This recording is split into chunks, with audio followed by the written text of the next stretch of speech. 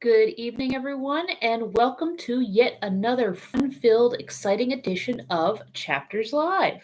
As always, I am Caitlin from the Fletcher branch. As always, I have on my fabulous hat, my fabulous deerstalker hat. It is gloomy and rainy outside, but we are snug and warm inside as we dive once again back into Sir Arthur Conan Doyle's Sherlock Holmes story, The Hound of the Baskervilles. Now, to bring you up to speed from where we left you last time, we met Sir Henry Baskerville, who is the last in a long line of very cursed family members, and who has just inherited the Baskerville property, under which his predecessor died under fairly suspicious circumstances, perhaps tied into the family legend of a monstrous hound that prowls the moors. We learned that someone seems to be following Sir Henry Baskerville's movements and has enough wherewithal to cover his tracks so that even Sherlock Holmes has not yet determined who it was. We then traveled with Dr. Watson and Sir Henry to Devonshire, and we're able to see the gloomy towers of Baskerville Hall and the wild and scary moors. And we were able to meet the Barrymores, who are the couple that are currently taking care of Baskerville Hall, who seem to have their own secrets to keep, as well as the Stapletons, who are a husband or a brother and sister, I believe, a brother and sister living out on the moors as well. And the brother is a naturalist and seems to be a bit of an odd duck. And so far, everyone seems to have their secrets to keep. But we must once again dive back into the book, and that we shall do with Chapter 8, First Report of Dr. Watson. From this point onward, I will follow the course of events by transcribing my own letters to Mr. Sherlock Holmes, which lie before me on the table. One page is missing, but otherwise they are exactly as written and show my feelings and suspicions of the moment more accurately than my memory, clear as it is upon these tragic events, can possibly do. Baskerville Hall, October 13th. My dear Holmes, my previous letters and telegrams have kept you pretty well up to date as to all that has occurred in this most God-forsaken corner of the world. The longer one stays here, the more does the spirit of the moor sink into one's soul, its vastness and also its grim charm. When you are once out upon its bosom, you have left all traces of modern England behind you. But, on the other hand, you are conscious everywhere of the homes and the work of the prehistoric people. On all sides of you as you walk are the houses of these forgotten folk, with their graves and the huge monoliths which are supposed to have marked their temples. As you look at their grey stone huts against the scarred hillside, you leave your own age behind you, and if you were to see a skin-clad, hairy man crawl out from the low door, fitting a flint-tipped arrow onto the string of his bow, you would feel that his presence there was more natural than your own. The strange thing is that they should have lived so thickly on what must always have been most unfruitful soil. I am no antiquarian, but I could imagine that they were some unwarlike and harried race who were forced to accept that which none other would occupy. All this, however, is foreign to the mission on which you sent me, and will probably be very uninteresting to your severely practical mind. I can still remember your complete indifference as to whether the sun moved round the earth or the earth round the sun. Let me, therefore, return to the facts concerning Sir Henry Baskerville. If you had not had any report within the last few days, it is because up to today there was nothing of importance to relate. Then a very surprising circumstance occurred, which I shall tell you in due course. But first of all, I must keep you in touch with some of the other factors in the situation. One of these, concerning which I have said little, is the escaped convict upon the moor. There is strong reason now to believe that he has got right away, which is a considerable relief to the lonely householders of this district. A fortnight has passed since his flight, during which he has not been seen and nothing has been heard of him. It is surely inconceivable that he could have held out upon the moor during all that time. Of course, so far as his concealment goes, there is no difficulty at all. Any one of these stone huts would give him a hiding place. But there is nothing to eat unless he were to catch and slaughter one of the moor sheep. We think, therefore, that he has gone, and the outlying farmers sleep the better in consequence. We are 4 able-bodied men in this household, so that we could take good care of ourselves, but I confess that I have had uneasy moments when I have thought of the Stapletons. They live miles from any help. There are one maid, an old manservant, the sister, and the brother, the latter not a very strong man. They would be helpless in the hands of a desperate fellow like this Notting-Hill criminal if he could once effect an entrance. Both Sir Henry and I were concerned at the situation, and it was suggested that Perkins the groom should go over to sleep there, but Stapleton would not hear of it. The fact is that our friend, the baronet, begins to display a considerable interest in our fair neighbour. It is not to be wondered at, for time hangs heavily in this lonely spot to an active man like him, and she is a very fascinating and beautiful woman. There is something tropical and exotic about her which forms a singular contrast to her cool and unemotional brother. Yet he also gives the idea of hidden fires. He certainly has a very marked influence over her, for I have seen her continually glance at him as she talked, as if seeking approbation for what she said. I trust that he is kind to her. There is a dry glitter in his eyes and a firm set of his thin lips, which goes with a positive and possibly a harsh nature. You would find him an interesting study. He came over to call upon Baskerville on that first day, and the very next morning he took us both to show the spot where the legend of the wicked Hugo is supposed to have had its origin. It was an excursion of some miles across the moor to a place which is so dismal that it might have suggested the story. We found a short valley between rugged tors which led to an open, grassy space flecked over with the white cotton grass. In the middle of it rose two great stones, worn and sharpened at the upper end until they looked like the huge corroding fangs of some monstrous beast. In every way it corresponded with the scene of the old tragedy. Sir Henry was much interested and asked Stapleton more than once whether he really did believe in the possibility of the interference of the supernatural in the affairs of men. He spoke lightly, but it was evident that he was very much in earnest. Stapleton was guarded in his replies, but it was easy to see that he said less than he might, and that he would not express his whole opinion out of consideration for the feelings of the baronet. He told us of similar cases where families had suffered from some evil influence, and he left us with the impression that he shared the popular view upon the matter.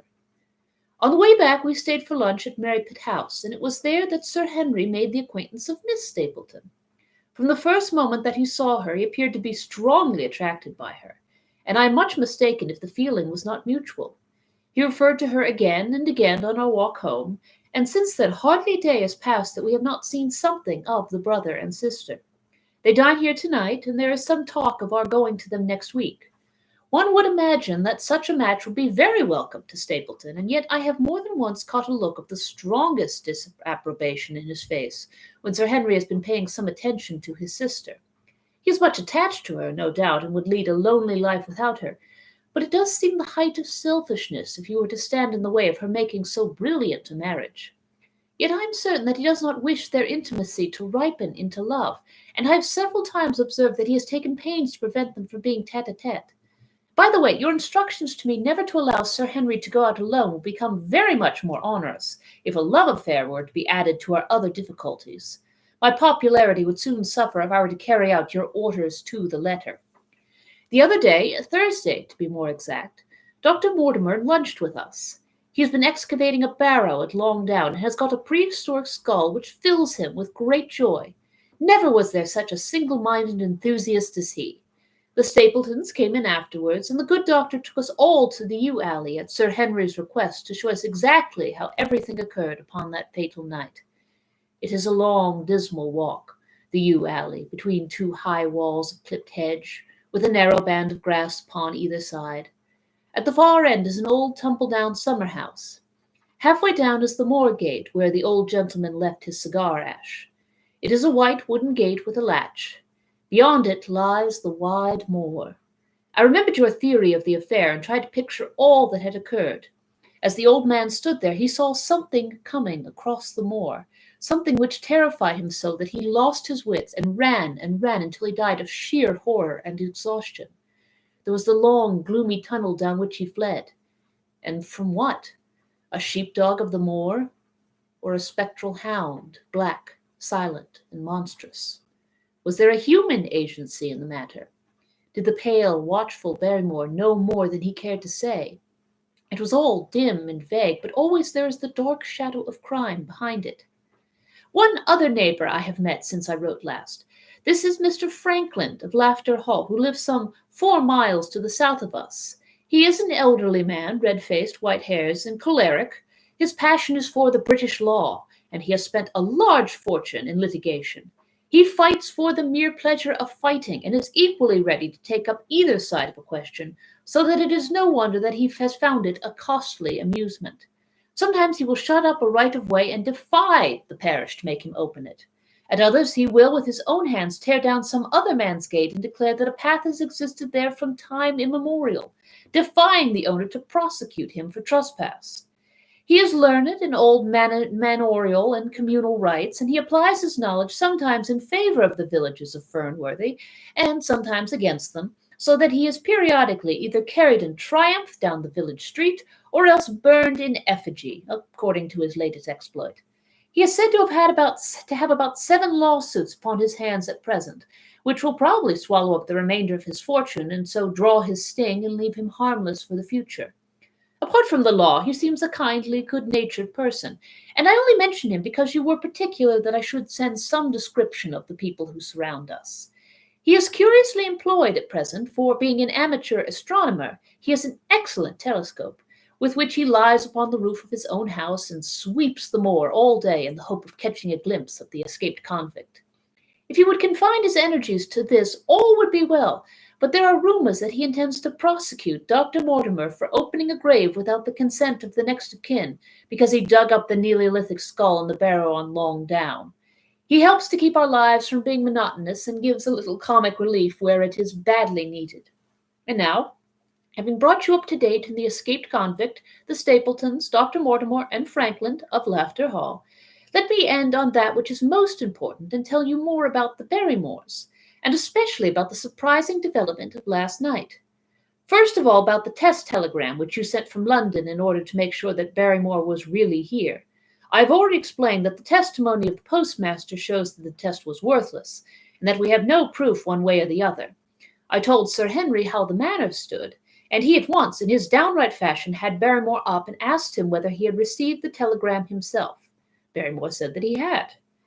"Did the boy deliver it into your own hands?" asked Sir Henry. Barrymore looked surprised and considered for a little time. "No," said he. "I was in the box room at the time, and my wife brought it up to me." "Did you answer it yourself?" "No, I told my wife what to answer, and she went down to write it." In the evening he recurred to the subject of his own accord. "I could not quite understand the object of your questions this morning, Sir Henry," said he. "I trust that they do not mean that I have done anything to forfeit your confidence." Sir Henry had to assure him that it was not so, and pacify him by giving him a considerable part of his old wardrobe, the London outfit having now all arrived. "Mrs. Barrymore is of interest to me. She is a heavy, solid person, very limited, intensely respectable, and inclined to be puritanical. You can hardly conceive a less emotional subject. Yet I have told you how, on the first night here, I heard her sobbing bitterly, and since then I have more than once observed traces of tears upon her face. Some deep sorrow gnaws ever at her heart. Sometimes I wonder if she has a guilty memory which haunts her, and sometimes I suspect Barrymore of being a domestic tyrant. I have always felt that there was something singular and questionable in this man's character, but the adventure of last night brings all my suspicions to a head. And yet it may seem a small matter in itself. You are aware that I am not a very sound sleeper, and since I have been on guard in this house, my slumbers have been lighter than ever. Last night, about 2 in the morning, I was aroused by a stealthy step passing my room. I rose, opened my door, and peeped out. A long black shadow was trailing down the corridor. It was thrown by a man who walked softly down the passage with a candle held in his hand. He was in shirt and trousers, with no covering to his feet. I could merely see the outline, but his height told me that it was Barrymore. He walked very slowly and circumspectly, and there was something indescribably guilty and furtive in his whole appearance.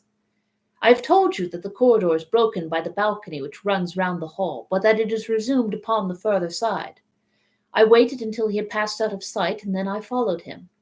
When I came round the balcony, he had reached the end of the farther corridor, and I could see from the glimmer of light through an open door that he had entered one of the rooms. Now, all these rooms are unfurnished and unoccupied, so that his expedition becomes more mysterious than ever. The light shone steadily as if he were standing motionless. I crept down the passage as noiselessly as I could and peeped round the corner of the door. Barrymore was crouching at the window with the candle held against the glass. His profile was half turned toward me, and his face seemed to be rigid with expectation as he stared out into the blackness of the moor. For some minutes he stood watching intently. Then he gave a deep groan, and with an impatient gesture he put out the light. Instantly I made my way back to my room, and very shortly came the stealthy steps passing once more upon their return journey. Long afterwards, when I had fallen into a light sleep, I heard a key turn somewhere in a lock, but I could not tell whence the sound came. What it all means I cannot guess, but there is some secret business going on in this house of gloom which sooner or later we shall get to the bottom of. I do not trouble you with my theories, for you asked me to furnish you only with facts. I have had a long talk with Sir Henry this morning, and we have made a plan of campaign founded upon my observations of last night. I will not speak about it just now, but it should make my next report interesting reading. Chapter 9. The Light Upon the Moor. The Second Report of Dr. Watson. Baskerville Hall, October 15th. My dear Holmes, if I was compelled to leave you without much news during the early days of my mission, you must acknowledge that I am making up for lost time, and that events are now crowding thick and fast upon us. In my last report, I ended upon my top note with Barrymore at the window, and now I have quite a budget already, which will, unless I am much mistaken, considerably surprise you. Things have taken a turn which I could not have anticipated. In some ways, they have within the last 48 hours become much clearer, and in some ways they have become more complicated. But I will tell you all, and you shall judge for yourself. Before breakfast on the morning following my adventure, I went down the corridor and examined the room in which Barrymore had been on the night before. The western window through which he had stared so intently has, I noticed, one peculiarity above all other windows in the house. It commands the nearest outlook onto the moor. There is an opening between two trees which enables one from this point of view to look right down upon it, while from all the other windows it is only a distant glimpse which can be obtained. It follows, therefore, that Barrymore, since only this window would serve the purpose, must have been looking out for something or somebody upon the moor. The night was very dark, so that I can hardly imagine how he could have hoped to see anyone. It had struck me that it was possible that some love intrigue was on foot. That would have accounted for his stealthy movements and also for the uneasiness of his wife.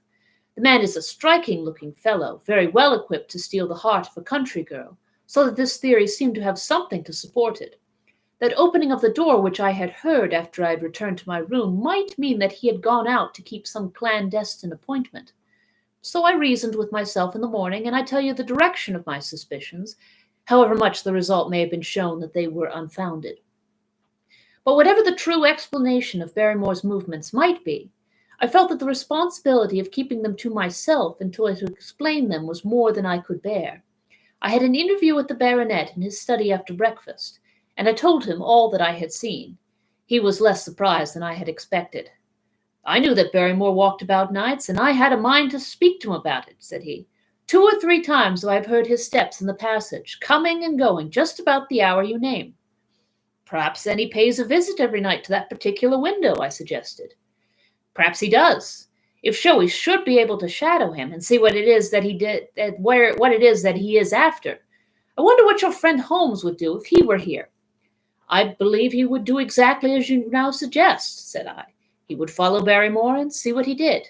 Then we shall do it together. But surely he would hear us. The man is rather deaf, and in any case we must take our chance of that. We'll sit up in my room tonight and wait until he passes. Sir Henry rubbed his hands with pleasure, and it was evident that he hailed the adventure as a relief to his somewhat quiet life upon the moor. The baronet has been in communication with the architect who prepared the plans for Sir Charles, and with a contractor from London, so that we may expect great changes to begin here soon. There have been decorators and furnishers from up from Plymouth, and it is evident that our friend has large ideas and means to spare no pains or expense to restore the grandeur of his family. When the house is renovated and furnished, all that he will need will be a wife to make it complete. Between ourselves, there are pretty clear signs that this will not be wanting if the lady is willing, for I have seldom seen a man more infatuated with a woman than he is with our beautiful neighbor, Miss Stapleton. And yet the course of true love does not run quite as smoothly as one would under the circumstances expect. Today, for example, its surface was broken by a very unexpected ripple, which has caused our friend considerable perplexity and annoyance. After the conversation which I have quoted about Barrymore, Sir Henry put on his hat and prepared to go out. As a matter of course, I did the same. "What, are you going, Watson?" he asked, looking at me in a curious way. "That depends on whether you are going on the moor," said I. "Yes, I am." "Well, you know what my instructions are. I'm sorry to intrude, but you heard how earnestly Holmes insisted that I should not leave you, and especially that you should not go alone upon the moor." Sir Henry put his hand upon my shoulder with a pleasant smile.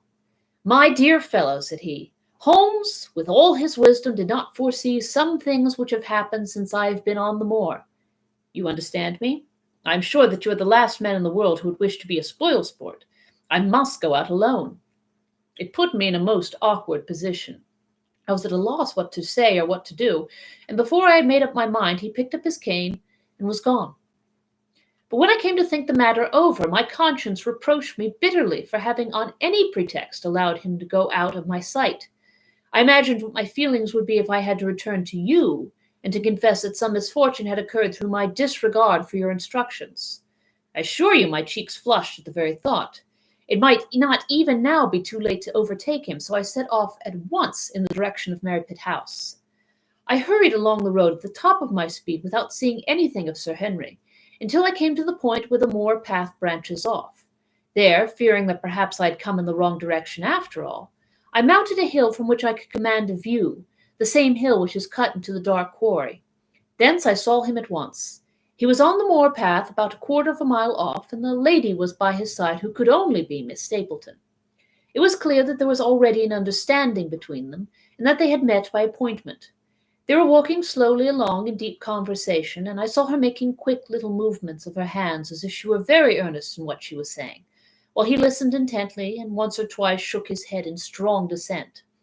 I stood among the rocks watching them, very much puzzled as to what I should do next. To follow them and break into their intimate conversation seemed to be an outrage, and yet my clear duty was never for an instant to let him out of my sight. To act the spy upon a friend was a hateful task. Still, I could see no better course than to observe him from the hill, and to clear my conscience by confessing to him afterwards what I had done. It is true that if any sudden danger had threatened him, I was too far away to be of use, and yet I am sure you will agree with me that the position was very difficult, that there was nothing more which I could do. Our friends, Sir Henry and the lady, had halted on the path and were standing deeply absorbed in their conversation, when I was suddenly aware that I was not the only witness of their interview. A wisp of green floating in the air caught my eye, and another glance showed me that it was carried on a stick by a man who was moving among the broken ground. It was Stapleton with his butterfly net. He was very much closer to the pair than I was, and he appeared to be moving in their direction. At this instant Sir Henry suddenly drew Miss Stapleton to his side. His arm was round her, but it seemed to me that she was straining away from him with her face averted. He stooped his head to hers, and she raised one hand as if in protest. Next moment I saw them spring apart and turn hurriedly round. Stapleton was the cause of the interruption. He was running wildly toward them, his absurd net dangling behind him. He gesticulated and almost danced with excitement in front of the lovers. What the scene meant I could not imagine, but it seemed to me that Stapleton was abusing Sir Henry, who offered explanations which became more angry as the other refused to accept them. The lady stood by in haughty silence. Finally Stapleton turned upon his heel and beckoned in a peremptory way to his sister, who, after an irresolute glance at Sir Henry, walked off by the side of her brother. The naturalist's angry gestures showed that the lady was included in his displeasure. The baronet stood for a minute looking after them, and then he slowly walked back the way that he had come, his head hanging, the very picture of dejection. What all this meant I could not imagine, but I was deeply ashamed to have witnessed so intimate a scene without my friend's knowledge. I ran down the hill, therefore, and met the baronet at the bottom. His face was flushed with anger, and his brows were wrinkled, like one who is at his wits' ends what to do. "Hello, Watson! Where have you dropped from?" said he. "You don't mean to say that you came after me in spite of all?"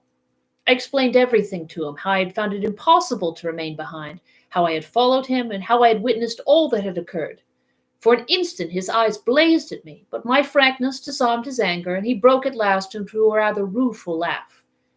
"You would have thought the middle of that prairie a fairly safe place for a man to be private," said he. "But by thunder, the whole country seems to have been out to see me do my wooing, and a mighty poor wooing at that. Where had you engaged a seat?" "Well, I was on that hill." "Quite in the back row, eh? But her brother was well up to the front. Did you see him come out on us?" Yes, I did."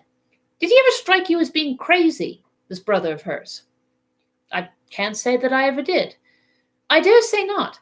I always thought him sane enough until today, but you can take it from me that either he or I ought to be in a straitjacket. What's the matter with me, anyhow? You've lived near me for some weeks, Watson. Tell me now, is there anything that would prevent me from making a good husband to a woman that I loved?"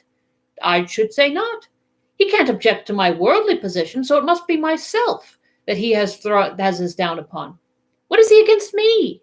I never hurt man or woman in my life that I know of, and yet he would not so much as let me touch the tips of her fingers." "Did he say so?" "That, and a deal more. I tell you, Watson, I've only known her these few weeks, but from the first I just felt that she was made for me. And she, too, she was happy when she was with me, and that I'll swear. There's a light in a woman's eyes that speaks louder than words. But he has never let us get together, and it was only today for the first time that I saw a chance of having a few words with her alone. She was glad to meet me, but when she did, it was not love that she would talk about, and she wouldn't have let me talk about it either if she could have stopped it. She kept coming back to it that this was a place of danger, and that she would never be happy until I had left it. I told her that since I had seen her, I was in no hurry to leave it, and that if she really wanted me to go, the only way to work it was for her to arrange to go with me. With that I offered in as many words to marry her, but before she could answer, down came this brother of hers, running at us with a face on him like a madman. He was just white with rage, and those light eyes of his were blazing with fury. What was I doing with the lady? How dare I offer her intentions which were distasteful to her? Did I think that because I was a baronet I could do what I liked? If he had not been her brother, I should have known better how to answer him. As it was, I told him that my feelings toward his sister were such as I was not ashamed of, and that I hoped she might honor me by becoming my wife. This seemed to make the matter no better, so then I lost my temper too, and I answered him rather more hotly than I should, perhaps, considering that she was standing by. So it ended by his going off with her, as you saw, and here am I, as badly puzzled a man as any in this county. Just tell me what it all means, Watson, and I'll owe you more than ever I can hope to pay." I tried one or two explanations, but indeed I was completely puzzled myself. Our friend's title, his fortune, his age, his character, and his appearance are all in his favor, and I know nothing against him unless it be this dark fate which runs in his family. That his advances should be so rejected so brusquely without any reference to the lady's own wishes, and that the lady should accept the situation without protest, is very amazing. However, our conjectures were set at rest by a visit from Stapleton himself that very afternoon. He had come to offer apologies for his rudeness of the morning. He had, after a very long private interview with Sir Henry in his study, the upshot of their conversation was that the breach was quite healed, and that we are to dine at Merrypit House next Friday as a sign of it. "I don't say now that he isn't a crazy man," said Sir Henry. "I can't forget the look in his eyes when he ran at me this morning, but I must allow that no man could make a more handsome apology than he has done." "Did he give any explanation of his conduct?" "His sister is everything in his life, he says. That is natural enough, and I'm glad that he should understand her value. They've always been together, and according to his account, he has been a very lonely man with only her as a companion, so that the thought of losing her was really terrible to him. He had not understood, he said, that I was becoming attached to her, but when he saw with his own eyes that it was really so, and that she might be taken away from him, it gave him such a shock that for a time he was not responsible for what he said or did. He was very sorry for all that had passed, and he recognized how foolish and how selfish it was that he should imagine that he could hold a beautiful woman like his sister to himself for her whole life. If she had to leave it, he'd rather it was to a neighbor like myself than to anyone else. But in any case, it was a blow to him, and it would take him some time before he could prepare himself to meet it. He would withdraw all opposition upon his part if I would promise for 3 months to let the matter rest, and to be content with cultivating the lady's friendship during that time without claiming her love. This I promised, and so the matter rests. So there is one of our small mysteries cleared up. It is something to have touched bottom anywhere in this bog in which we are floundering. We now know why Stapleton looked with disfavour upon his sister's suitor, even when that suitor was so eligible a one as Sir Henry. And now I pass on to another thread which I have extricated out of the tangled skein, the mystery of the sobs in the night, of the tear-stained face of Mrs. Barrymore, of the secret journey of the butler to the western lattice window. Congratulate me, my dear Holmes, and tell me that I have not disappointed you as an agent, that you do not regret the confidence which you showed in me when you sent me down. All these things have, by one night's work, been thoroughly cleared. I have said by one night's work, but in truth it was by 2 nights' work, for on the first we drew entirely blank. I sat up with Sir Henry in his rooms until nearly 3 o'clock in the morning, but no sound of any sort did we hear except the chiming clock upon the stair.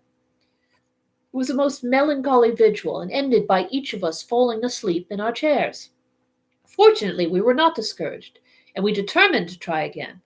The next night we lowered the lamp and sat smoking cigarettes without making the least sound. It was incredible how slowly the hours crawled by, and yet we were helped through it by the same sort of patient interest which the hunter must feel as he watches a trap into which he hopes the game may wander. 1 struck, and 2, and we had almost for the second time given him up in despair, when in an instant we both sat bolt upright in our chairs, with all our weary senses keenly on the alert once more. We had heard the creak of a step in the passage. Very stealthily we heard it pass along until it died away in the distance. Then the baronet gently opened his door, and we set out in pursuit. Already our man had gone round the gallery, and the corridor was all in darkness. Softly we stole along until we had come into the other wing. We were just in time to catch a glimpse of the tall, black-bearded figure, his shoulders rounded as he tiptoed down the passage. Then he passed through the same door as before, and the light of the candle framed it in the darkness and shot one single yellow beam across the gloom of the corridor. We shuffled cautiously toward it, trying every plank before we dared to put our full weight upon it. We had taken the precaution of leaving our boots behind us, but even so the old boards snapped and creaked beneath our tread. Sometimes it seemed impossible that he should fail to hear our approach. However, the man is fortunately rather deaf, and he was entirely preoccupied in that which he was doing. When at last we reached the door and peeped through, we found him crouching at the window, candle in hand, his white, intent face pressed against the pane, exactly as I had seen him 2 nights before. We had arranged no plan of campaign, but the baronet is a man to whom the most direct way is always the most natural. He walked into the room, and as he did so, Barrymore sprang up from the window with a sharp hiss of his breath and stood, livid and trembling, before us. His dark eyes, glaring out of the white mask of his face, were full of horror and astonishment as he gazed from Sir Henry to me. "What are you doing here, Barrymore?" "Nothing, sir." His agitation was so great that he could hardly speak, and the shadows sprang up and down from the shaking of his candle. "It was the windows, sir. I go round at night to see that they are fastened." "On the 2nd floor?" "Yes, sir, all the windows." "Look here, Barrymore," said Sir Henry sternly. "We have made up our minds to have the truth out of you, so it will save you trouble to tell it sooner rather than later. Come now, no lies. What were you doing at that window?" The fellow looked at us in a helpless way, and he wrung his hands together like one who is in the last extremity of doubt and misery. I was doing no harm, sir. I was holding a candle to the window." "And why were you holding a candle to the window?" "Don't ask me, Sir Henry, don't ask me. I give you my word, sir, that it is not my secret, and I cannot tell it. If it concerned no one but myself, I would not try to keep it from you." A sudden idea occurred to me, and I took the candle from the trembling hand of the butler. "He must have been holding it as a signal," said I. "Let us see if there is any answer." I held it as he had done, and stared out into the darkness of the night. Vaguely I could discern the black bank of the trees and the lighter expanse of the moor, for the moon was behind the clouds. And then I gave a cry of exultation, for a tiny pinpoint of yellow light had suddenly transfixed the dark veil and glowed steadily in the center of the black square framed by the window. "There it is!" I cried out. "No, sir, it is nothing, nothing at all," the butler broke in. "I assure you, sir." "Move your light across the window, Watson," cried the baronet. "See, the other moves also. Now, you rascal, do you deny that it is a signal? Come on, speak up. Who's your confederate out yonder, and what is this conspiracy that's going on? The man's face became openly defiant. It is my business and not yours. I will not tell. Then you must leave my employment right away. Very good, sir. If I must, I must. And you go in disgrace. By thunder, you may well be ashamed of yourself. Your family has lived with mine for over 100 years under this roof, and here I find you deep in some dark plot against me. No, no, sir, no, no, not against you. It was a woman's voice, and Mrs. Barrymore, paler and more horror-struck than her husband, was standing at the door. Her bulky figure in a shawl and skirt might have been comic were it not for the intensity of feeling upon her face. We have to go, Eliza. This is the end of it. You can pack our things. Oh, John! John, have I brought you to this? It is my doing, Sir Henry, all mine. He has done nothing except for my sake, and because I asked him. Speak out, then. What does it mean? My unhappy brother is starving on the moor. We cannot let him perish at our very gates. The light is a signal to him that food is ready for him, and his light out yonder is to show the spot to which to bring it. Then your brother is... The escaped convict, sir. Selden, the criminal. That's the truth, sir, said Barrymore. I said that it was not my secret and that I could not tell it to you. But now you have heard it, and you will see that if there was a plot, it was not against you. This, then, was the explanation of the stealthy expeditions at night and the light at the window. Sir Henry and I both stared at the woman in amazement. Was it possible that this stolidly respectable person was of the same blood as one of the most notorious criminals in the country? Yes, sir, my name was Selden, and he is my younger brother. We humored him too much when he was a lad, and gave him his own way in everything until he came to think that the world was made for his pleasure, and that he could do what he liked in it. Then as he grew older, he met wicked companions, and the devil entered into him until he broke my mother's heart, and dragged our name in the dirt. From crime to crime, he sank lower and lower, until it is only the mercy of God which has snatched him from the scaffold. But to me, sir, he was always the little curly-headed boy that I had nursed and played with as an elder sister would. That was why he broke prison, sir. He knew that I was here and that we could not refuse to help him. When he dragged himself here one night, weary and starving, with the warders hard at his heels, what could we do? We took him in and fed him and cared for him. Then you returned, sir, and my brother thought he would be safer on the moor than anywhere else until the hue and cry was over, so he lay in hiding there. But every second night we made sure that he was still there by putting a light in the window, and if there was an answer, my husband took out some bread and meat to him. Every day we hoped that he was gone, but as long as he was there, we could not desert him. That is the whole truth, as I am an honest Christian woman, and you will see that if there is blame in the matter, it does not lie with my husband, but with me, for whose sake he has done all that he has. The woman's words came with an intense earnestness which carried conviction with them. Is this true, Barrymore? Yes, Sir Henry, every word of it. Well, I cannot blame you for standing by your own wife. Forget what I've said. Go to your room, you two, and we shall talk further about this matter in the morning. When they were gone, we looked out of the window again. Sir Henry had flung it open, and the cold night wind beat in upon our faces. Far away in the black distance, there still glowed that one tiny point of yellow light. I wonder he dares, said Sir Henry. It may be so placed as to be only visible from here. Very likely. How far do you think it is? Out by the cleft tor, I think. Not more than a mile or two off. Hardly that. Well, it cannot be far if Barrymore has to carry the food out to it. And he is waiting, this villain, beside that candle. By thunder, Watson, I'm going out to take that man. The same thought had crossed my own mind. It was not as if the Barrymores had taken us into their confidence. Their secret had been forced from them. The man was a danger to the community, an unmitigated scoundrel for whom there was neither pity nor excuse. We were only doing our duty in taking this chance of putting him back where he could do no harm. With his brutal and violent nature, others would have to pay the price if we held our hands. Any night, for example, our neighbors, the Stapletons, might be attacked by him, and it may have been the thought of this which made Sir Henry so keen upon the adventure. I will come, said I. Then get your revolver and put on your boots. The sooner we start, the better, as the fellow may put out his light and be off. In 5 minutes we were outside the door, starting upon our expedition. We hurried through the dark shrubbery, amid the dull moaning of the autumn wind and the rustle of the falling leaves.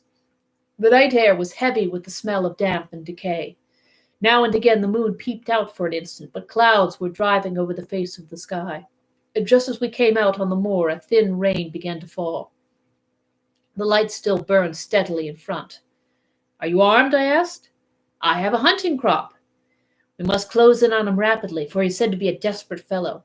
We shall take him by surprise and have him at our mercy before he can exist." "I say, Watson," said the baronet, "what would Holmes say to this? How about that hour of darkness in which the power of evil is exalted?" As if in answer to his words, there rose suddenly out of the vast gloom of the moor that strange cry which I had already heard upon the borders of the great Grimpen mire.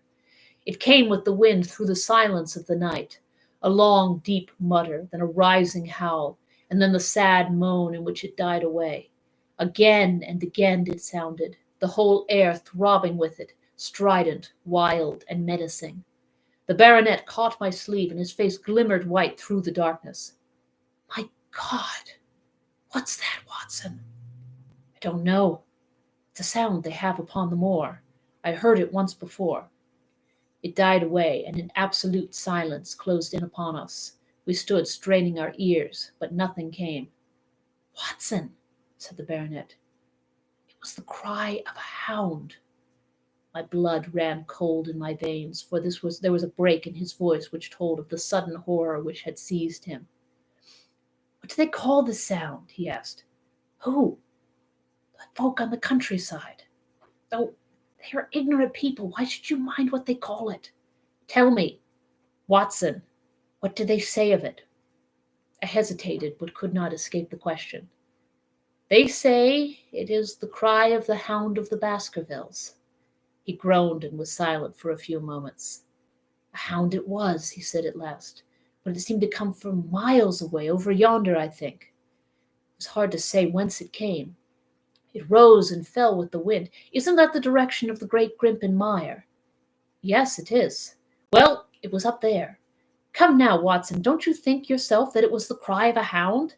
I'm not a child. You need not fear to speak the truth. Stapleton was with me when I heard it last. He said that it might be the calling of a strange bird. No, no, it was a hound. My God, can there really be some truth in all these stories? Is it possible that I am really in danger from so dark a cause? You don't believe it, do you, Watson?" "No, no. And yet it was one thing to laugh about it in London, and it is another to stand out here in the darkness of the moor and to hear such a cry as that. And my uncle! There was the footprint of the hound beside him as he lay.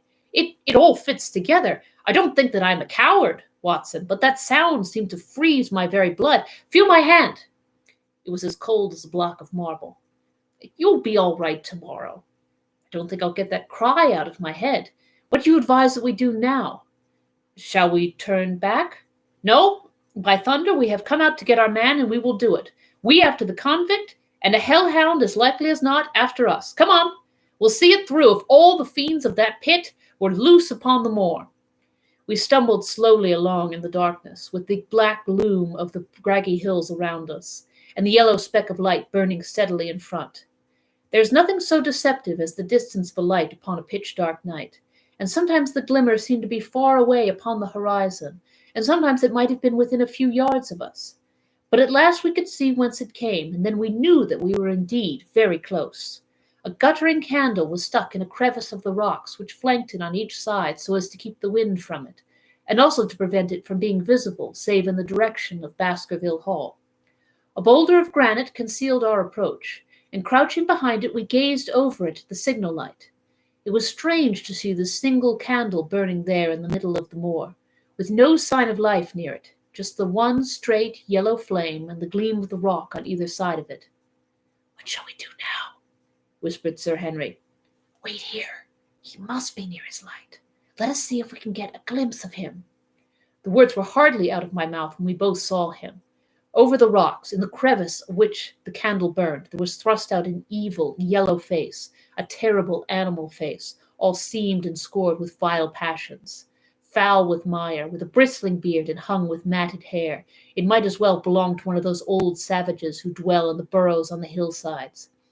The light beneath him was reflected in his small, cunning eyes, which peered fiercely to right and left through the darkness, like a crafty and savage animal who has heard the steps of the hunters.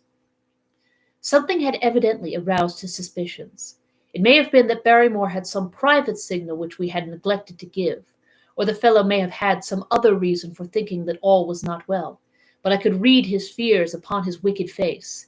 Any instant he might dash out the light and vanish in the darkness. I sprang forward, therefore, and Sir Henry did the same.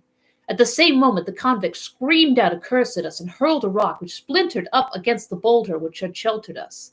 I caught one glimpse of his short, squat, strongly built figure as he sprang to his feet and turned to run.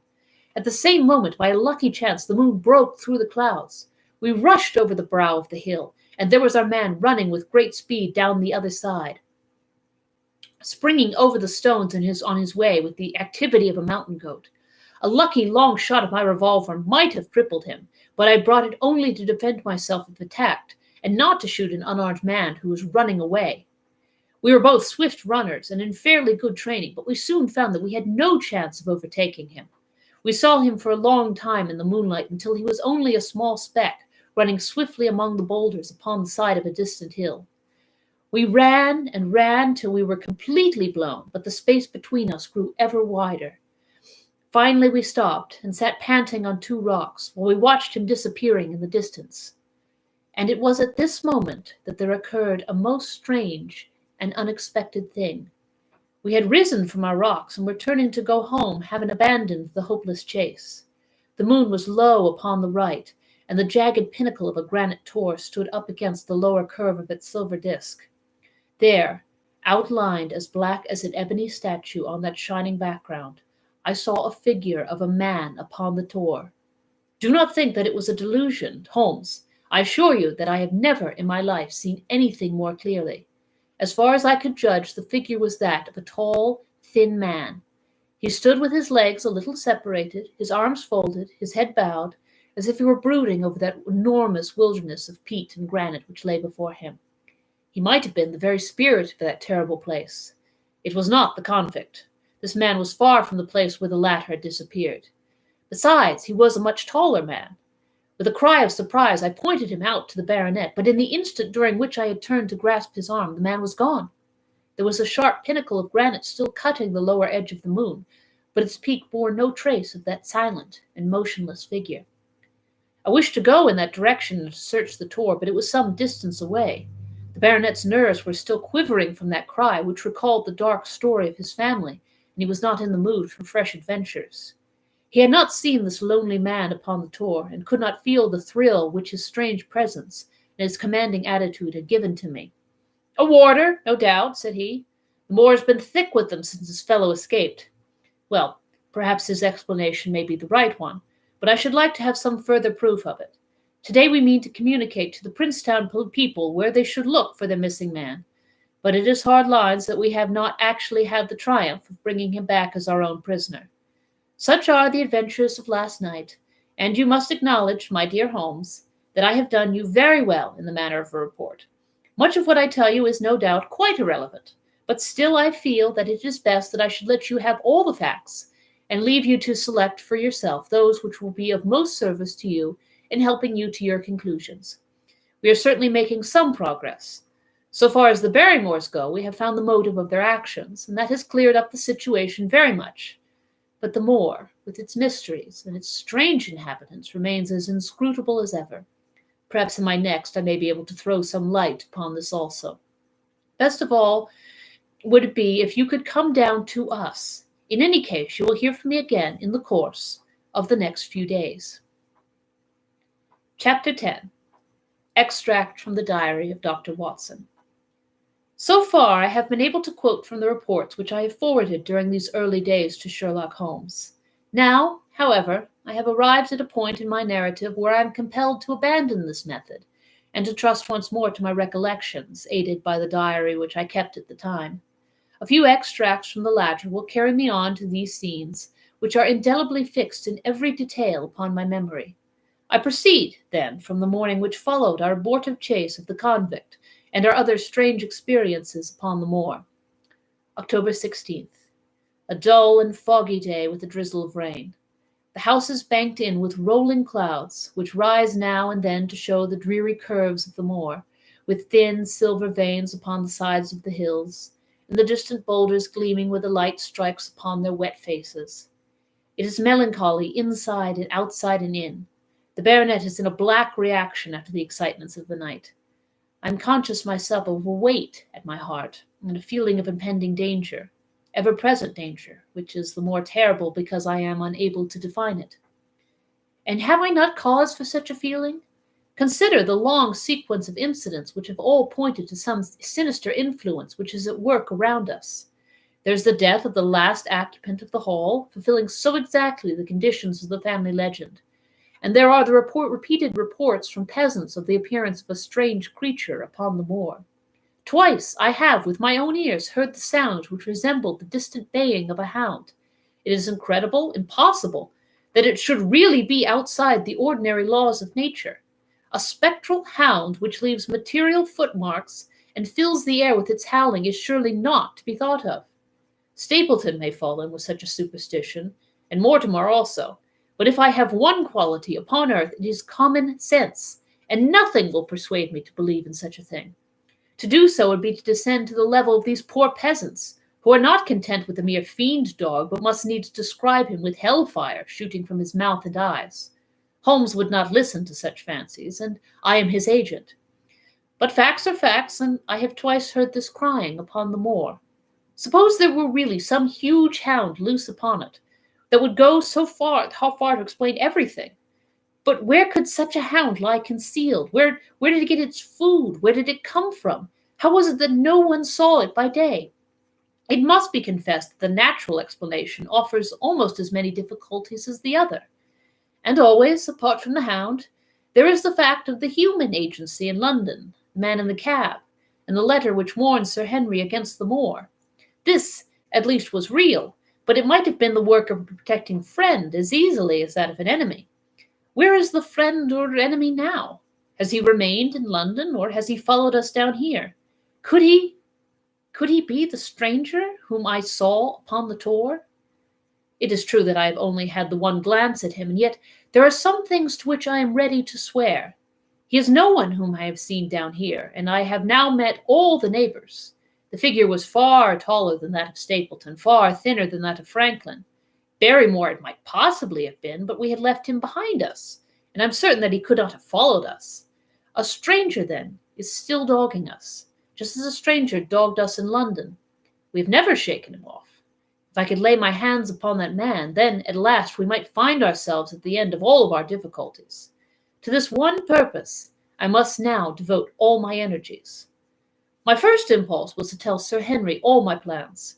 My second and wisest one is to play my own game and speak as little as possible to anyone. He is silent and distrait. His nerves have been strangely shaken by that sound upon the moor. I will say nothing to add to his anxieties, but I will take my own steps to attain my own end. We had a small scene this morning after breakfast. Barrymore asked leave to speak with Sir Henry, and they were closeted in his study some little time. Sitting in the billiard-room, I more than once heard the sound of voices raised, and I had a pretty good idea what the point was which was under discussion. After a time, the baronet opened his door and called for me. "Barrymore considers that he has a grievance," he said.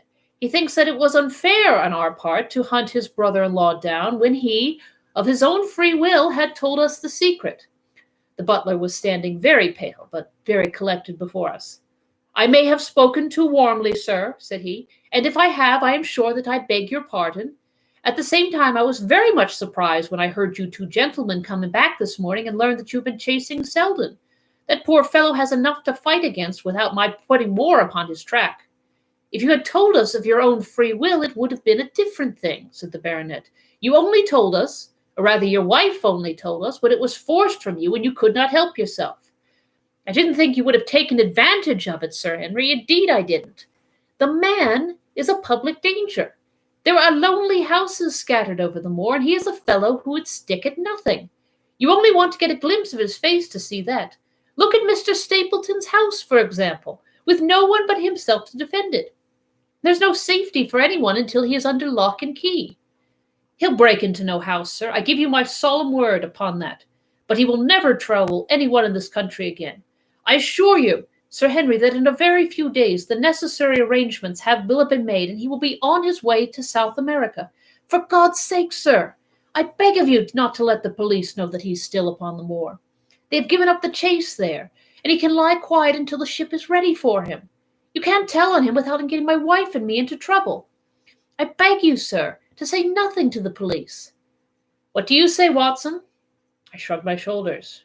If he were safely out of the country, it would relieve the taxpayer of a burden. But how about the chance of him holding someone up before he goes? He would not do anything so mad, sir. We have provided him with all that he can want.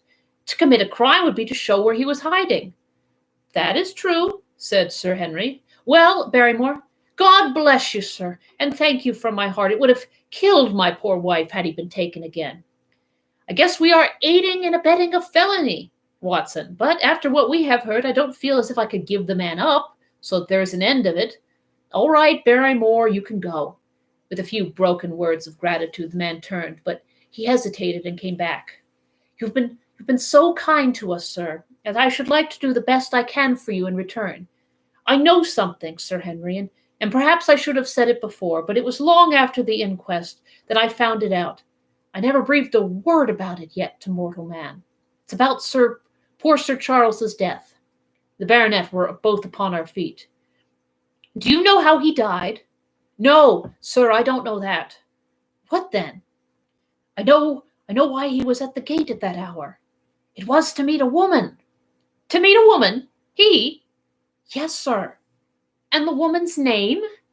I can't give you the name, sir, but I can give you the initials. Her initials were L.L. How do you know this, Barrymore? Well, Sir Henry, your uncle had a letter that morning. He had usually a great many letters, for he was a public man and well known for his kind heart, so that everyone who was in trouble was glad to turn to him. But that morning, as it chanced, there was only this one letter, so I took the more notice of it.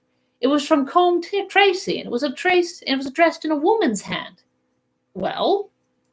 Well, sir, I thought no more of the matter, and never would have done had it not been for my wife.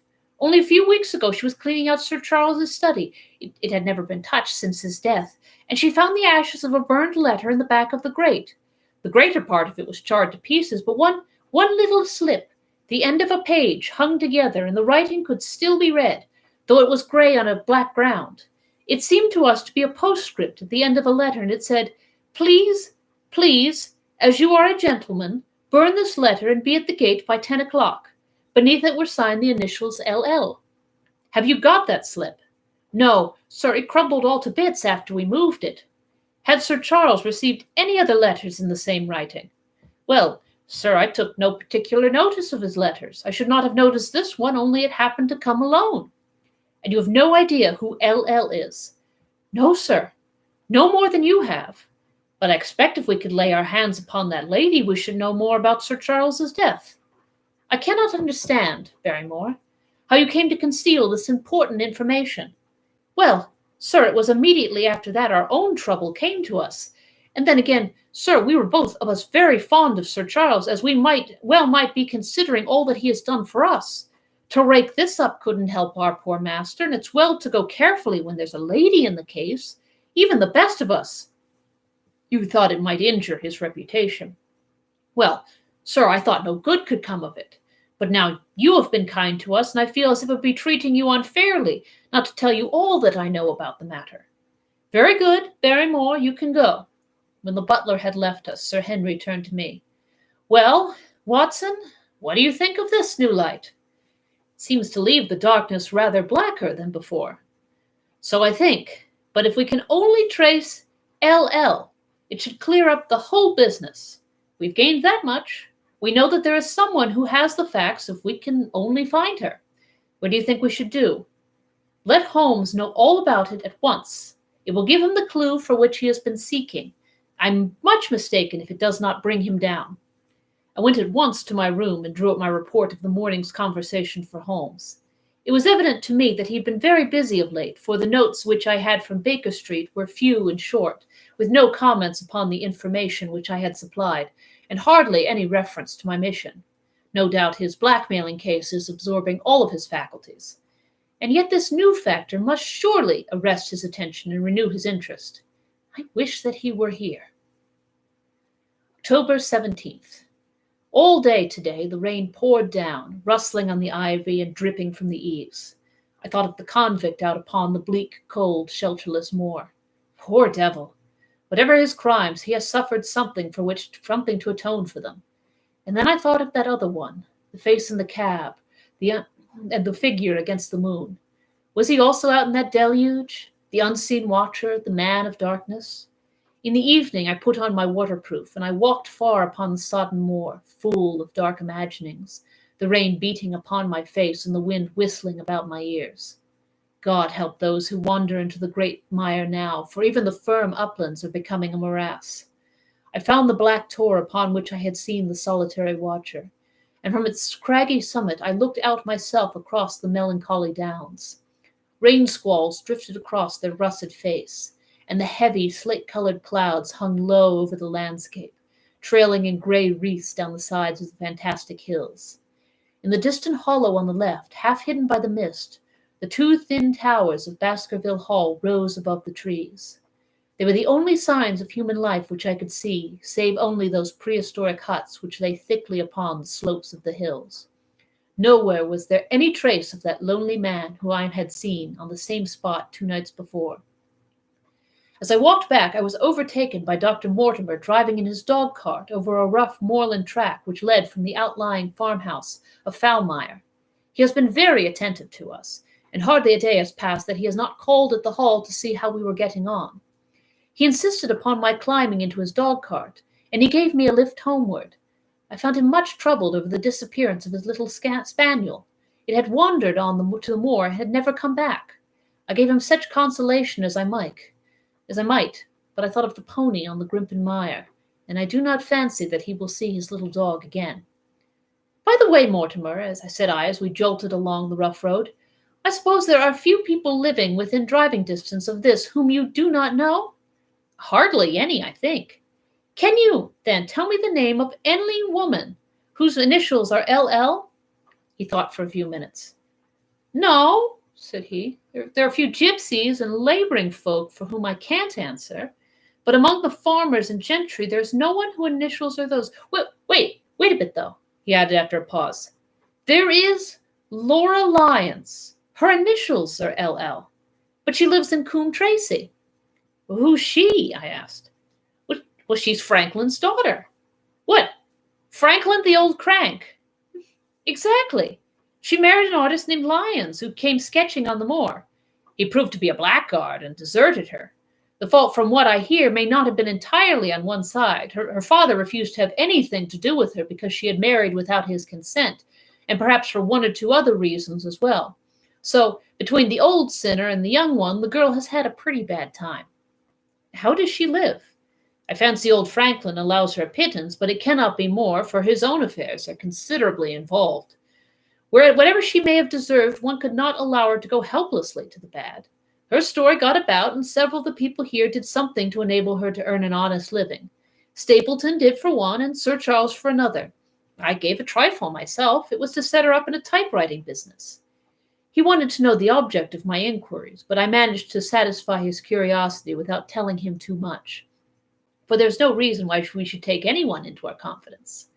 Tomorrow morning I shall find my way to Coombe Tracy, and if I can see this Mrs. Laura Lyons of equivocal reputation, a long step will be made toward clearing one incident in this chain of mysteries. I am certainly developing the wisdom of the serpent, for when Mortimer pressed his questions to an inconvenient extent, I asked him casually to what type Franklin's skull belonged, and so heard nothing but chronology for the rest of our drive. I have not lived years with Sherlock Holmes for nothing. I have only one other incident to record upon this tempestuous and melancholy day. This was my conversation with Barrymore just now, which gives me one more strong card which I can play in due time. Mortimer had stayed to dinner, and he and the baronet played écarté afterwards. Butler brought me my coffee into the library, and I took the chance to ask him a few questions. "Well," said I, "has this precious relation of yours departed, or is he still lurking out yonder?" "I don't know, sir. I hope to heaven that he is gone, for he has brought nothing but trouble here. I've not heard of him since I left out food for him last, and that was 3 days ago." "Did you see him then?" "No, sir, but the food was gone when next I went that way." "Then he was certainly there." "So you would think, sir, unless it was the other man who took it." I sat with my coffee cup halfway to my lips and stared at Barrymore. "You know that there is another man upon the moor?" "Yes, sir, there's another man upon the moor." "Have you seen him?" "No, sir." "How do you know of him, then?" "Selden told me of him, sir, a week ago or more. He's in hiding, too, but he's not a convict, as far as I can make out. I don't like it, Dr. Watson. I tell you straight, sir, that I don't like it." He spoke with a sudden passion of earnestness. "Now, listen to me, Barrymore. I've no interest in this matter but that of your master. I've come here with no object except to help him. Tell me, frankly, what is it that you don't like?"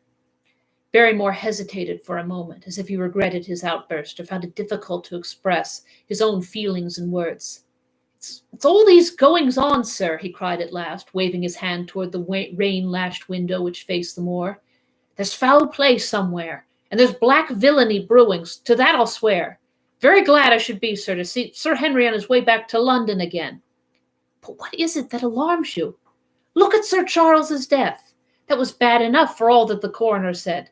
Look at the noises on the moor at night. There's not a man would cross it after sundown if he was paid for it. Look at this stranger hiding out yonder and watching and waiting. What's he waiting for? What's it mean? It means no good to any one of the name of Baskerville, and very glad I shall be to be quit of it all on the day that Sir Henry's new servants are ready to take over the hall." "But about this stranger," said I. "Can you tell me anything about him? What did Selden say? Did he find out where he hid or what he was doing?" "He saw him once or twice, but he is a deep one and gives nothing away. First he thought that he was of the police, but soon found that he had some lay of his own. A kind of gentleman he was, as far as he could see, but what he was doing he could not make out." "And where did he say that he lived?" "Among the old houses on the hillside, the stone huts where the old folk used to live." "But how about his food?" "Selden found out that he has a lad who works for him and brings all he needs. I dare say he goes to Coombe Tracey for what he wants." "Very good, Barrymore, we may talk of this further at some other time." When the butler had gone, I walked over to the black window, and I looked through a blurred pane at the driving clouds and at the tossing outline of the wind-swept trees. It is a wild night indoors, and what must it be in a stone hut upon the moor? What passion of hatred can it be which leads a man to lurk in such a place at such a time? And what deep and earnest purpose can he have which calls for such a trial? There, in that hut upon the moor, seems to lie the very centre of that problem which has vexed me so sorely. I swear that another day shall not have passed before I have done all that man can do to reach the heart of the mystery. And we move into our final chapter for the evening, Chapter 11, The Man Upon the Tor. My extract from my private diary, which forms the last chapter, has brought my narrative up to the 18th of October, a time when these strange events began to move swiftly toward their terrible conclusion. The incidents of the next few days are indelibly graven upon my recollection, and I can tell them without reference to the notes made at the time. I start them from the day which succeeded that upon which I had established two facts of great importance. The one that Mrs. Laura Lyons of Coombe Tracey had written to Sir Charles Baskerville, and made an appointment with him at the very place and hour that he met his death. The other that the lurking man upon the moor was to be found among the stone huts upon the hillside. With these two facts in my possession, I felt that either my intelligence or my courage must be deficient, if I could not throw some further light upon these dark places. I had no opportunity to tell the baronet what I had learned about Mrs. Lyons upon the evening before, for Dr. Mortimer remained with him at cards until it was very late. At breakfast, however, I informed him about my discovery, and asked him whether he would care to accompany me to Coombe Tracey. At first he was very eager to come, but on second thoughts it seemed to both of us that if I went alone, the results might be better. The more formal we made the visit, the less information we might obtain. I left Sir Henry behind, therefore, not without some prickings of conscience, and drove off upon my new quest. When I reached Coombe Tracey, I told Perkins to put up the horses, and I made inquiries for the lady whom I had come to interrogate. I had no difficulty in finding her rooms, which were central and well appointed. A maid showed me in without ceremony, and as I entered the sitting room, a lady, who was sitting before a Remington typewriter, sprang up with a pleasant smile of welcome. Her face fell, however, when she saw that I was a stranger, and she sat down again and asked me the object of my visit. The first impression left by Mrs. Lyons was one of extreme beauty. Her eyes and hair were of the same rich hazel color, and her cheeks, though considerably freckled, were flushed with the exquisite bloom of the brunette, the dainty pink which lurks at the heart of the sulphur rose. Admiration was, I repeat, the first impression, but the second was criticism. There was something subtly wrong with the face, some coarseness of expression, some hardness, perhaps, of eye, some looseness of lip which marred perfect beauty. But these, of course, are afterthoughts. At the moment I was simply conscious that I was in the presence of a very handsome woman, and that she was asking me the reasons for my visit. I had not quite understood until that instant how delicate my mission was. "I have the pleasure," said I, "of knowing your father." It was a clumsy introduction, and the lady made me feel it. "There is nothing in common between my father and me," she said. "I owe him nothing, and his friends are not mine. If it were not for the late Sir Charles Baskerville and some other kind hearts, I might have starved, for all that my father cared. It was about the late Sir Charles Baskerville that I have come here to see you." The freckles started out on the lady's face. "What can I tell you about him?" she asked, and her fingers played nervously over the stops of her typewriter. "You knew him, did you not?" "I have already said that I owe a great deal to his kindness. If I am able to support myself, it is largely due to the interest which he took in my unhappy situation." "Did you correspond with him?" The lady looked quickly up with an angry gleam in her hazel eyes. "What is the object of these questions?" she asked sharply. "The object is to avoid a public scandal. It is better that I should ask them here than that the matter should pass outside our control." She was silent, and her face was still very pale. At last she looked up with something reckless and defiant in her manner. "Well, I'll answer," she said. "What are your questions?" "Did you correspond with Sir Charles?" "I certainly wrote to him once or twice to acknowledge his delicacy and his generosity." "Have you the dates of those letters?" "No." "Have you ever met him?" "Yes, once or twice when he came into Coombe Tracey. He was a very retiring man, and he preferred to do so by stealth." "But if you saw him so seldom and wrote so seldom, how did he know enough about your affairs to be able to help you, as you say that you have done, that he has done?" She met my difficulty with the utmost readiness. "There were several gentlemen who knew my sad history and united to help me. One was Mr. Stapleton, a neighbor and intimate friend of Sir Charles.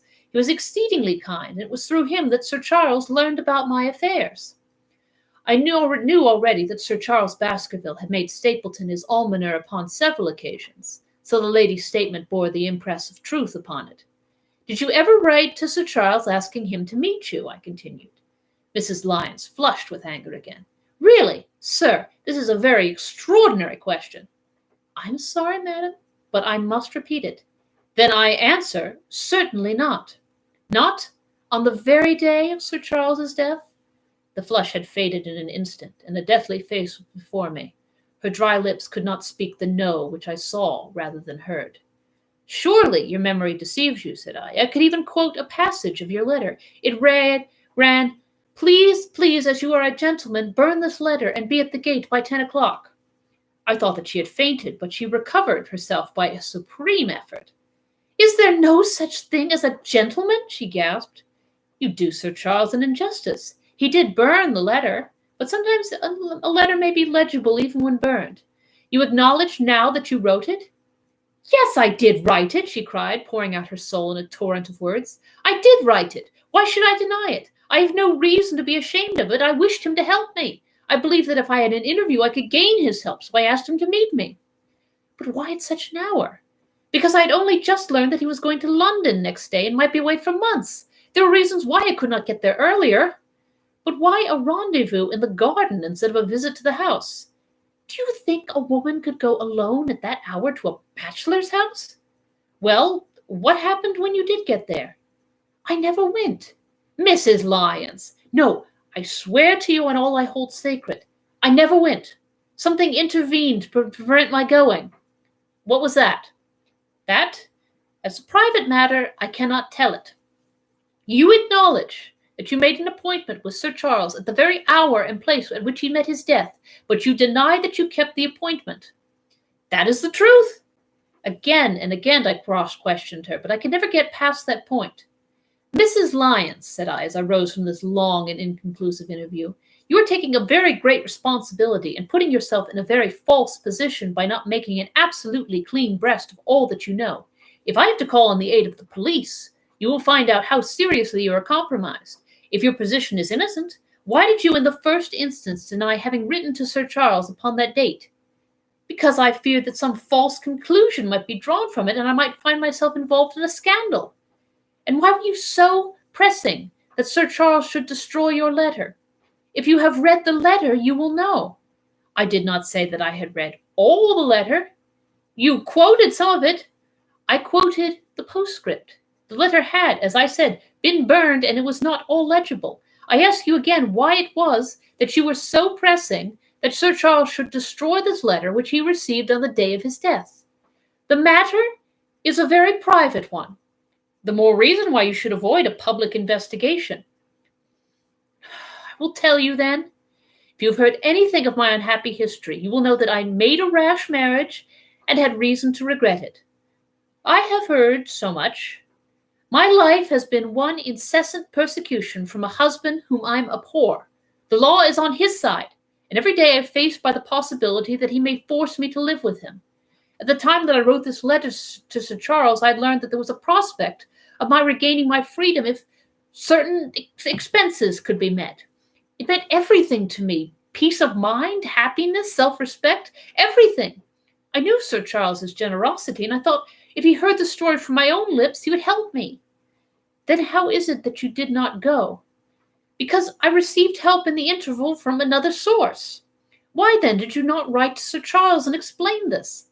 So should I have done had I not seen his death in the paper next morning. The woman's story hung coherently together, and all my questions were unable to shake it. I could only check it by finding if she had indeed instituted divorce proceeding against her husband at or about the time of tragedy.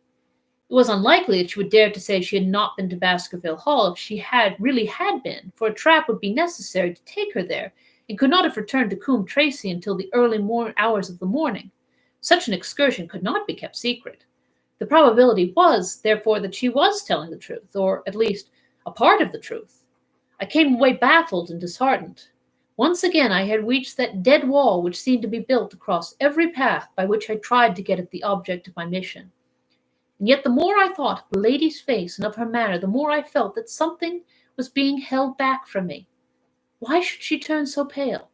Why should she fight against every admission until it was forced from her?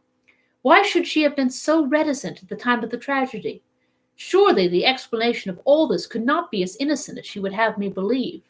For the moment I could proceed no farther in that direction, but must turn back to that other clue, which was to be sought for among the stone huts upon the moor. And that was a most vague direction. I realized it as I drove back and noted how hill after hill showed traces of the ancient people. Barrymore's only indication had been that the stranger lived in one of these abandoned huts, and many hundreds of them are scattered through the length and breadth of the moor. But I had my own experience for a guide, since it had been shown me the man himself standing upon the summit of the Black Tor. That, then, should be the center of my search. From there I should explore every hut upon the moor till I lighted upon the right one. If this man were inside it, I should find out from his own lips, at the point of my revolver if necessary, who he was and why he had dogged us so long. He might slip away from us in the crowd of Regent Street, but it would puzzle him to do so upon the lonely moor. On the other hand, should I find the hut and its tenant should not be within it, I must remain there, however long the vigil, until he returned. Holmes had missed him in London. It would be a triumph for me if I could run him to earth where my master had failed. Luck had been against us again and again in this inquiry, but now at last it came to my aid. and the messenger of good fortune was none other than Mr. Franklin, who was standing, grey-whiskered and red-faced, outside the gate of his garden, which opened onto the high road along which I had travelled. "Good day, Dr. Watson," cried he with unwonted good humour. "You must really give your horses a rest and come in to have a glass of wine and to congratulate me." My feelings toward him were very far from being friendly after what I had heard of his treatment of his daughter, but I was anxious to send Perkins and the wagonette home, and the opportunity was a good one. I alighted and sent a message to Sir Henry that I should walk over in time for dinner. Then I followed Franklin into his dining room. "'Tis a great day for me, sir, one of the red-letter days of my life," he cried with many chuckles. "I have brought off a double event. I mean to teach them in these parts that law is law, and that there is a man here who does not fear to evoke it. I have established a right-of-way through the centre of old Middleton's Park, slap across it, sir, within 100 yards of his front door. What do you think of that? We'll teach these magnates that they cannot ride roughshod over the rights of the commoners. Confound them. And I've closed the wood where the Fernworthy folk used to picnic. These infernal people seem to think that there are no rights of property, and that they can swarm where they like with their papers and their bottles. Both cases decided, Dr. Watson, and both in my favour. I haven't had such a day since I had Sir John Morland for trespass because he shot in his own warren." "How on earth did you do that?" "Look it up in the books, sir. It will repay reading. Franklin v. Morland, Court of Queen's Bench. Cost me £200, but I got my verdict."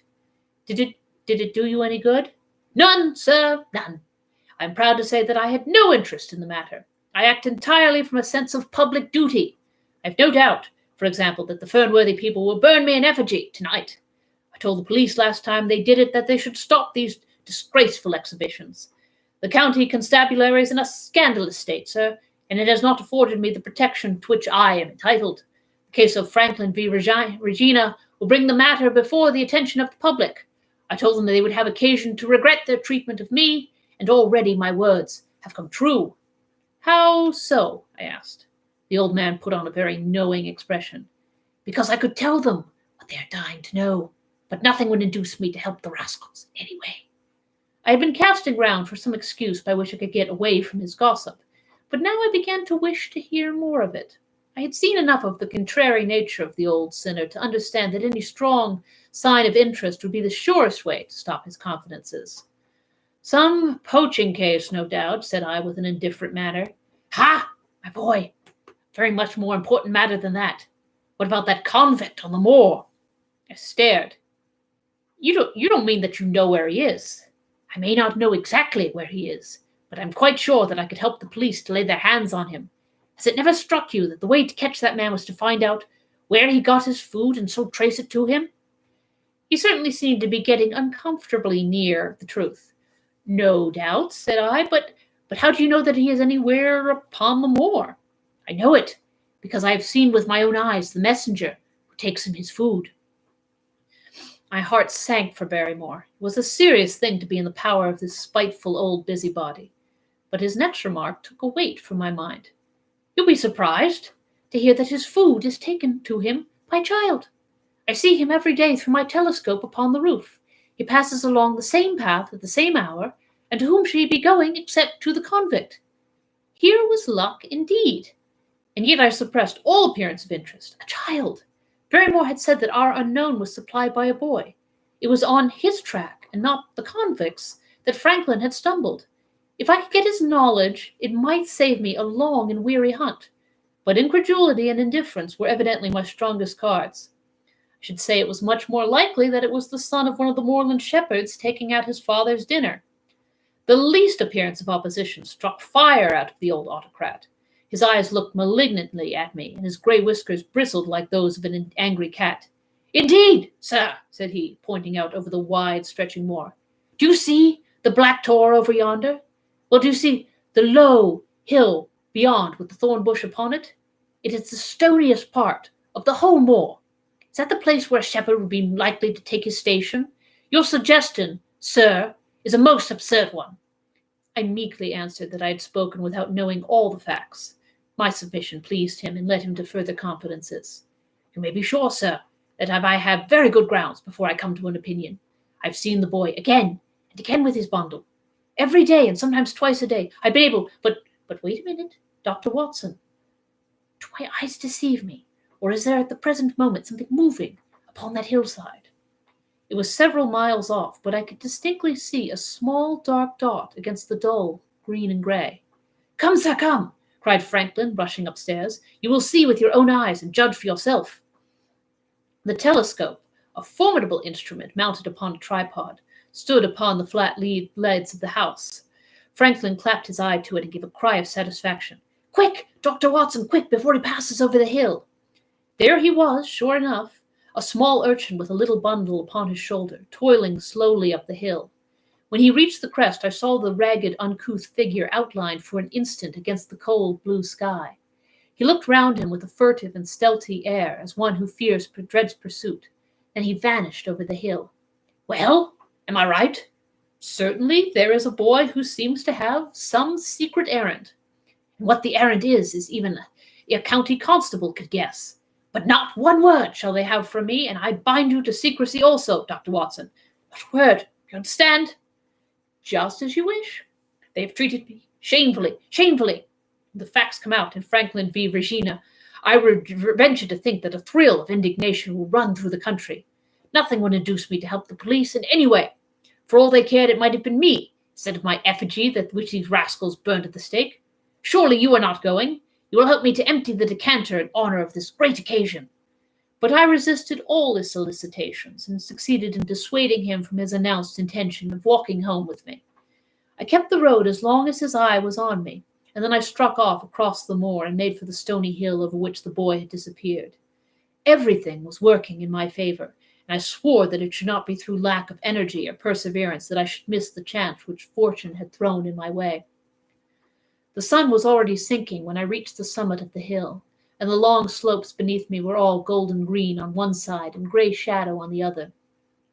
A haze lay low upon the farthest skyline, out of which jutted the fantastic shapes of Belliver and Vixen Tor. Over the wide expanse there was no sound and no movement. One great grey bird, a gull or curlew, soared aloft in the blue heaven. He and I seemed to be the only living things between the huge arch of the sky and the desert beneath it. The barren scene, the sense of loneliness, and the mystery and urgency of my task all struck a chill into my heart. The boy was nowhere to be seen, but down beneath me in a cleft of the hills there was a circle of the old stone huts, and in the middle of them there was one which retained sufficient roof to act as a screen against the weather. My heart leaped within me as I saw it. This must be the barrow where the stranger lurked. At last my foot was on the threshold of his hiding place. His secret was within my grasp. As I approached the hut, walking as warily as Stapleton would do when with poised net he drew near the settled butterfly, I satisfied myself that the place had indeed been used as a habitation. A vague pathway among the boulders led to the dilapidated opening which served as a door. All was silent within. The unknown might be lurking there, or he might be prowling on the moor. My nerves tingled with a sense of adventure. Throwing aside my cigarette, I closed my hand upon the butt of my revolver, and walking swiftly up to the door, I looked in. The place was empty. But there were ample signs that I had not come upon a false scent. This was certainly where the man lived. Some blankets rolled in a waterproof lay upon that very stone slab upon which Neolithic man had once slumbered. The ashes of a fire were heaped in a rude grate. Beside it lay some cooking utensils and a bucket half full of water.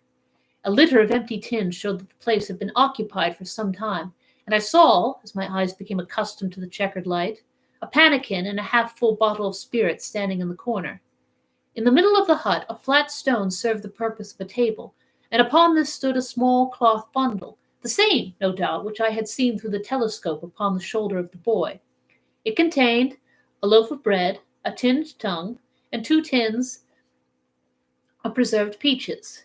As I set it down again, after having examined it, my heart leaped to see that beneath it there lay a sheet of paper with writing upon it. I raised it, and this was what I read, roughly scrawled in pencil. "Dr. Watson has gone to Coombe Tracey."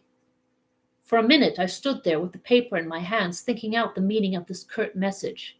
It was I, then, and not Sir Henry, who was being dogged by this secret man. He had not followed me himself, but he had set an agent, the boy, perhaps, upon my track, and this was his report.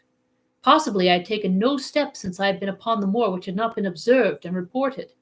Always there was this feeling of an unseen force, a fine net drawn round us with infinite skill and delicacy, holding us so lightly that it was only at some supreme moment that one realized that one was indeed entangled in its meshes. If there was one report, there might be others, so I looked round the hut in search of them. There was no trace, however, of anything of the kind, nor could I discover any sign which might indicate the character and intentions of the man who lived in this singular place, save that he must be of Spartan habits and cared little for the comforts of life. When I thought of the heavy rains and looked at the gaping roof, I understood how strong and immutable must be the purpose which had kept him in that inhospitable abode. Was he our malignant enemy, or was he by chance our guardian angel? I swore that I would not leave the hut until I knew. Outside the sun was sinking low, and the west was blazing with scarlet and gold. Its reflection was shot back in ruddy patches by the distant pools which lay amid the great Grimpen mire. There were the 2 towers of Baskerville Hall, and there a distant blur of smoke which marked the village of Grimpen. Between the two, behind the hill, was the house of the Stapletons. All was sweet and mellow and peaceful in the golden evening light, and yet as I looked at them my soul shared none of the peace of nature, but quivered at the vagueness and the terror of that interview which every instant was bringing nearer. With tingling nerves but a fixed purpose, I sat in the dark recess of the hut and waited with somber patience for the coming of its tenant. And then at last I heard him. Far away came the sharp clink of a boot striking upon a stone, and then another, and yet another, coming nearer and nearer. I shrank back into the darkest corner and cocked the pistol in my pocket, determined not to discover myself until I had an opportunity of seeing something of the stranger. There was a long pause which showed that he had stopped. Then once more the footsteps approached, and a shadow fell across the opening of the hut. "It's a lovely evening, my dear Watson," said a well-known voice. "I really think that you would be more comfortable outside than in." And on that cliffhanger, I will leave you for this week. We have been waiting, though, for the reappearance of Sherlock Holmes, and looks like we'll be getting it in 2 weeks when we will conclude our reading of The Hound of the Baskervilles by Sir Arthur Conan Doyle. So I hope that you enjoyed tonight's reading of this classic Gothic tale of a mystery hound on the moor. I hope that you keep reading, keep watching all of our past episodes, watch our very first Hound of the Baskervilles episode, which is one of the OG animated ones in our first incarnation of chapters. Watch all of our past episodes, which are on the library's YouTube page. And be sure to tune in 2 weeks, which will be February the 17th, a Thursday, right back here on YouTube at 7 p.m. for the conclusion to The Hound of the Baskervilles.